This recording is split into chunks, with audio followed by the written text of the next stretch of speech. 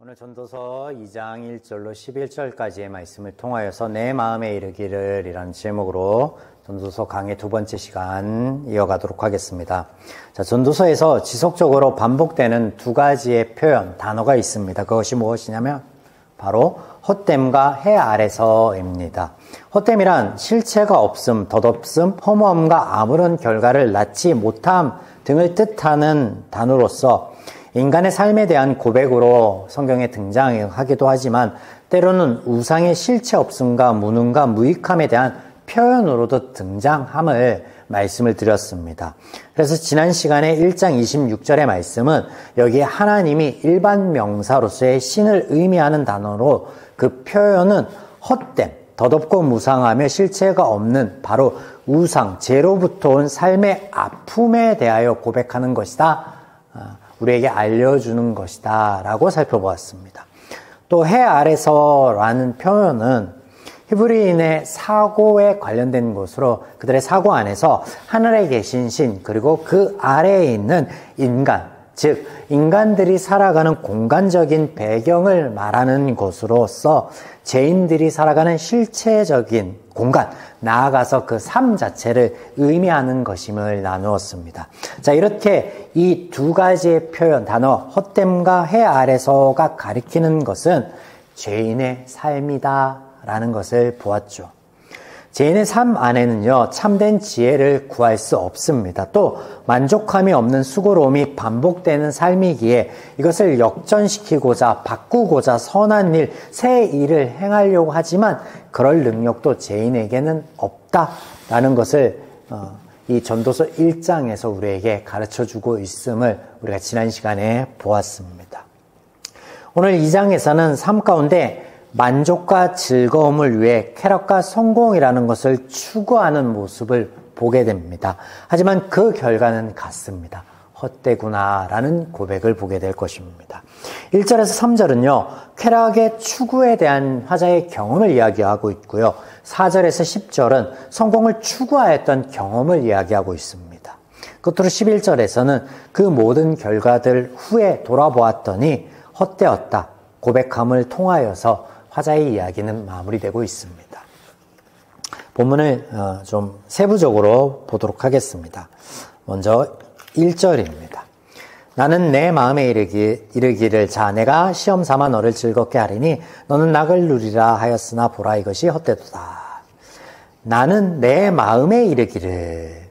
이 말은요 스스로를 향해 결단하였고 충분한 계획과 숙고를 통해 진행시켰던 어떤 일에 대한 표현을 하는 대목입니다.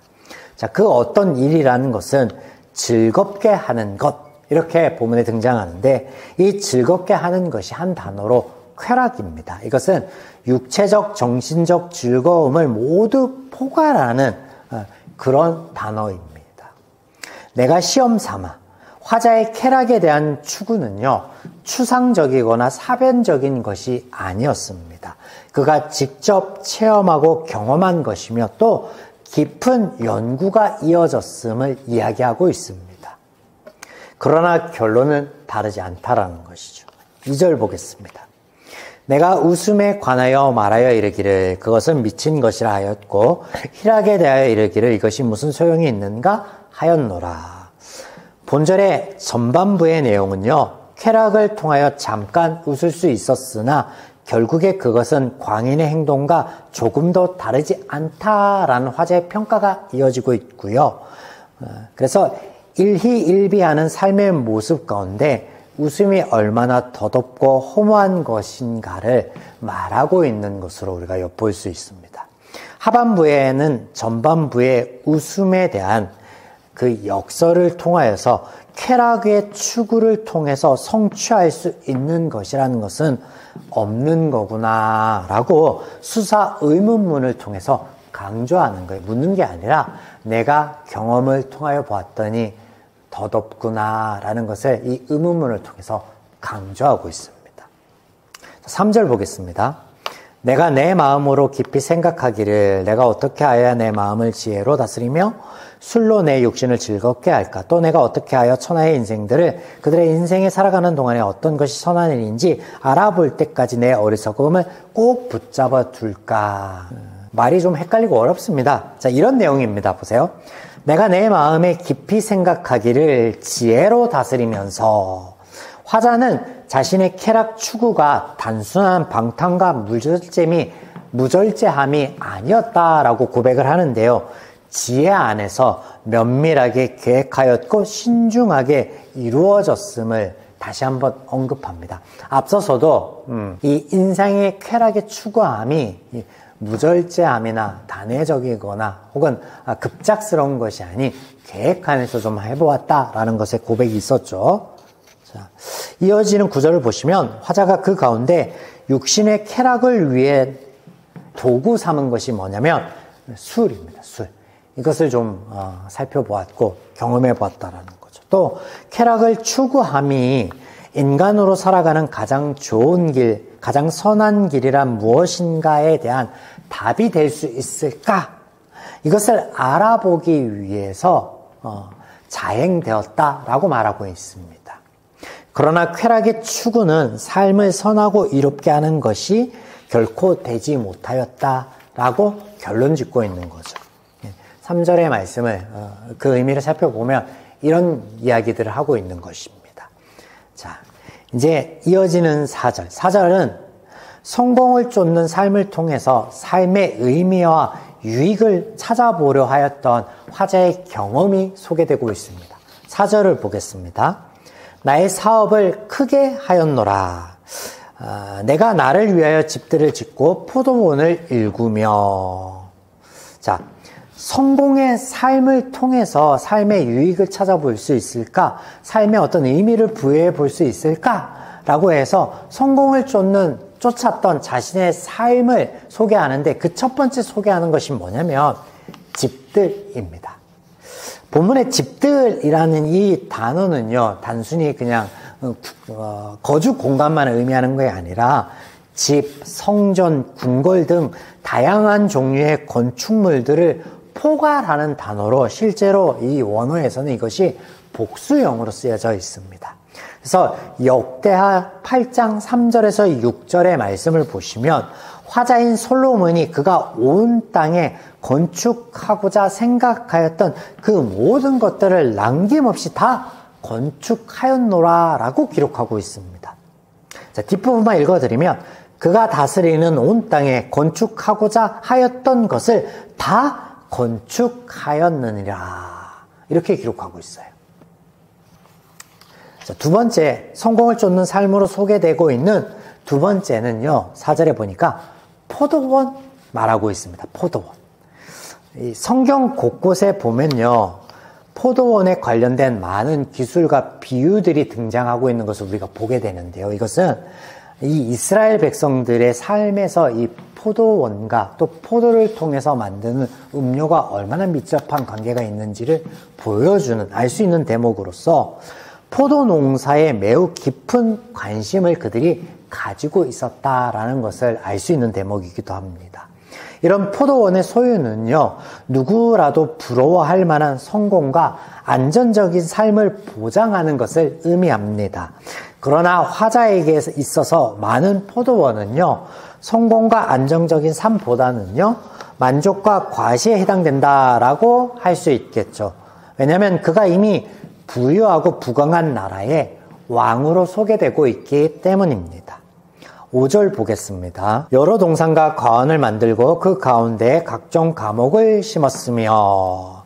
세 번째 소개되고 있는 게 뭐예요? 동산과 과원입니다. 고대 근동의 왕들은요, 많은 토지를 가지는 것이 일반적이었으며 그곳에서 아름다운 정원을 꾸미는 것은요, 생소한 일이 아니었습니다. 세계 7대 불가사의 중에 하나였던 바빌론의 한올 정원을 떠올려 볼 수 있겠습니다. 이를 통해 알 수 있듯이 여기서 언급되고 있는 것은요, 단순한 정원은 아닙니다. 각종 꽃나무와 과일나무들이 잘 조화롭게 구성되어 아름다운 공원 단지를 의미하고 이것이 건축물로서도 일견을 이루었던 아주 그런 것을 의미하는 것이죠. 그래서 성경 70인역에서는 이런 의미를 살려서 이 대목을요, 낙원으로 번역하고 있습니다. 자, 그래서 많은 낙원들을 꾸미고 화려한 그 낙원들을 두었다라고 기록하고 있는 거예요. 6절. 나를 위하여 수목을 기르는 삼림에 물을 주기 위하여 못들을 팠으며, 네 번째 등장하는 게 못들인데, 팔레스타인에서요 각종 수목은요 전쟁 가운데서도 보호받아야 될 것으로 취급합니다. 귀중하게 여겼다라는 거죠. 수목의 유무는 척박하였던 환경 가운데 삶을 위한 매우 귀중한 요건이었기 때문에 그렇습니다. 그런데 화자는 이런 수목이 풍성하였음은 물론이고 이런 풍성한 수목을 위한 관계수로까지 갖추고 있었다. 그것을 갖추었다라고 고백하고 있습니다. 자, 여기서 제가 이것을 단순한 웅덩이가 아닌 관계수로라고 말씀을 드렸습니다. 예, 실질적으로 그런 의미이기도 합니다. 로마의 수로 정도는 아니겠지만 그에 준하는 어떤 시설을 갖추고 있었다라고 이해해 보면 되겠습니다. 7절. 남녀노비들을 사기도 하였고 나를 위하여 집에서 종들을 낳기도 하였으며 나보다 먼저 예루살렘에 있던 모든 자들보다 내가 소와 양떼의 소유를 더 많이 가졌으며, 다섯 번째, 많은 노비들을 샀고 또 그들을 통해서 자연스러운 수요의 증대가 있었음을 이야기합니다. 그래서 많은 종들을 가졌다. 그래서 이것이 많은 종들을 가졌다. 그러니까 얼마만큼의 많은 부와 또 많은 권력을 가지고 있었느냐의 어떤 잣대가 되죠. 그래서 또 사람들이 이것을 성공의 의미로 부여하기도 하였다라는 거죠. 그래서 이것을 위해서 많은 노비들을 가져보기도 하였다라고 고백하는 겁니다. 자, 이어지는 여섯 번째는요, 소유에 대해서 이야기하는데 7절에 보면 소와 양떼를 많이 가지고 있었다라고 말합니다. 또 그 많음이요, 먼저 있었던 예루살렘의 모든 사람들과 비교하여 보았을 때 더 많았다라고 이야기합니다. 이어지는 8절에서는 은금과 보물들도 많이 썼다라고 이 소유에 대해서 조금 더 부연합니다. 8절. 은금과 왕들이 소유한 보배와 여러 지방의 보배를 나를 위하여 쌓고 또 노래하는 남녀 인생들이 기뻐하는 처첩들을 많이 두었노라. 8절에 등장하는 보배, 네.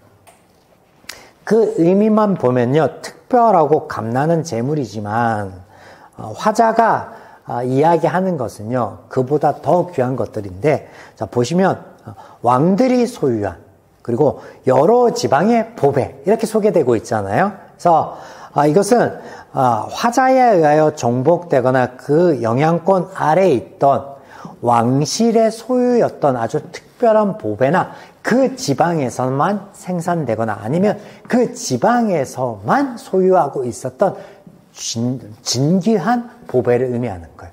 그것들도 많이 가졌다. 다른 사람들에 비해, 다른 왕들에 비해 넘치도록 많이 가지고 있었다라고 소개하고 있습니다.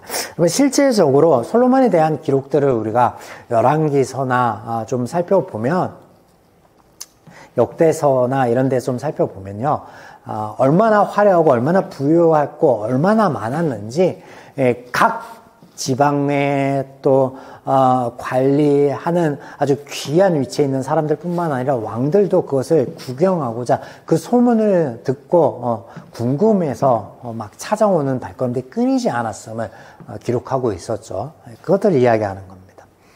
자, 일곱 번째는요, 노래하는 남녀, 즉 자신을 위한 예능인들을 두었다라고 하죠. 그래서 뭐 중세시대 보면 그 왕의 잔치나 어떤 귀족들의 잔치들 보면요, 그 예능인들이 있었어요. 우리가 생각하는 삐에로 같은, 혹은 서커스 단원 같은 그런 사람들이 와서 순회 공연을 했었는데, 여기 보면 그냥 궁전 안에 그들을 따로 두었다라는 거예요. 소유하고 있었다라는 거죠. 자신의 전유물로서. 여덟 번째는 많은 처첩들입니다. 초와 첩을 많이 두었다라는 건데 그 앞에 재미있는 대목이 있습니다. 보면 인생들이 기뻐하는 요 대목을요 원어를 좀 직역해 보면 어떤 거냐면 사람의 아들들의 기쁨이라는 뜻이거든요. 이게 뭐냐면 남성들이 공통적으로 추구하는 기쁨과 쾌락에 대한 강조의 표현으로 직접적으로 하고 있는 거예요. 그래서 모든 남성들이라면 누구나 원하는, 기뻐하는 것으로서 많은 처첩들을 가졌다라고 기록하는데 실질적으로 기록을 보면 1000명이 넘는 처첩을 두었었죠. 9절 내가 이같이 창성하여 나보다 먼저 예루살렘에 있던 모든 자들보다 더 창성하니 내 지혜도 여전하도다. 화자는 그 누구와 비교할 수도 없을 만큼의 인생의 큰 성공을 거두었고 부귀영화를 누렸음을 권세를 떨쳤음을 이렇게 고백하고 있습니다. 더 나아가 지혜도 그 모든 이들보다 내가 으뜸이었다. 그리고 그 지혜 안에 이 모든 쾌락을 위한 정돈된 또 계획된 어떤 삶을 살아보았음을 고백하고 있습니다. 10절 무엇이든지 내 눈에 원하는 것을 내가 금하지 아니하였고 무엇이든지 내 마음이 즐거워하는 것을 내가 막지 아니하였으니 이는 나의 모든 수고를 내 마음이 기뻐하였음이라. 이것이 나의 모든 수고로 말미암아 얻은 몫이로다. 두 눈과 마음이 즐거워하고 원하는 것, 즉 인간이면 추구할 수 있는 모든 종류의 쾌락의 그 대상을 가리키는 것입니다. 그래서 인간으로서 추구할 수 있는 그 모든 쾌락의 여건들, 요소들, 그 모든 것들을 내가 금하지 아니하였고 다 누려보았다라고 고백하고 있는 거예요. 또 그 이유에 대해서도 말하고 있는데 10절에서는 그 이유가 뭐냐면 나의 모든 수고에 대한 기쁨이었고 그것에 대한 내 몫이었다라고 말하고 있습니다. 성공을 위해 쉼없이 달려갔던 그의 삶 속에서 그 결과들이 잠시나마 그에게 기쁨이 되었고 위로가 되었음을 고백하고 또 그 결과들이 온전한 기쁨과 위로가 될 것으로 여겼다, 바랬다, 때문에 달려가 보았다라고 말하는 거예요. 하지만 잠시나마 기쁨이 될 수는 있었지만 그게 온전한 기쁨과 위로가 온전한 몫이 되지 못하였다. 내가 예상하였던 것, 내가 바랬던 것과는 달랐다라고 말하고 있는 거예요. 11절에 그래서 결론은 뭐예요? 헛되었다. 뭐냐면 무익하였고 선한 것이 아니었고 내 삶의 공허함과 헛헛함만 남아있구나 라고 고백하고 있는 거예요. 자, 이렇게 본문을 자세히 살펴보았습니다. 여러분 눈여겨보셨다면 이 본문 가운데 또 우리가 전도서 안에서 발견하게 되는 지속적인 표현 한 가지를 알 수 있을 텐데 무엇일까요? 이런 표현이 계속해서 등장해요. 나 전도자. 본문에서는 내가, 또 4절 이후에서는요. 나를 위하여. 지속적으로 이 전도서에 등장하는 표현입니다. 자, 우리말 성경 번역에서 보면 4절부터 11절 안에 군데군데만 번역하고 있지만 그가 성공적인 삶을 위하여 추구하는, 그래서 소개하고 있는 모든 것들에 보면 요 말이, 이 수식어가 원어에는 있습니다. 나를 위하여. 나를 위하여 처첩을 많이 두었고, 나를 위하여 소유를 많이 두었고, 나를 위하여 못을 두었고, 나를 위하여 정원들을 만들었으며, 나를 위하여 포도원들을 지었고 꾸몄고, 나를 위하여, 계속 나를 위하여 이렇게 등장하고 있어요. 자, 이런 표현들을 우리가 볼 때 전도서를 읽는 독자들로 하여금 일종의 탐험일지나 실험일지들을 읽는 듯한 느낌을 받게 합니다. 그래서 그는 하고 싶은 모든 것들을 해볼 수 있었으며 추구하는 모든 것들을 이루며 누릴 수 있었습니다. 그 모든 여건들이 갖춰져 있었다라는 것이죠. 그것이 그에게 복이었을까요? 화였을까요? 그에게 화였다라고 종국에는 고백하고 있습니다. 그러나 그런 그의 경험이, 그런 그의 탐험 일지가 오늘 우리의 의지와 결단을 조정하지는 못합니다. 누구나 속으로 이런 생각을 다 해볼 거예요. 지는 해볼 것 다 해보고 누려볼 것 다 누려보고 결론을 내렸겠지. 나는 근데 이것 하나도 내 삶에서 이것조차도 이룰 수 없는데, 가질 수 없는데, 내 삶은 팍팍한데 나도 좀 해보고 그런 소리를 해봤으면 좋겠다? 누구나 그런 마음을 가질 거예요. 저 또한 다르지 않습니다. 우리는 본문을 통해 죄를 보게 되지만 이런 우리의 마음의 반응을 통해서 역시 죄를 알게 됩니다. 보게 됩니다.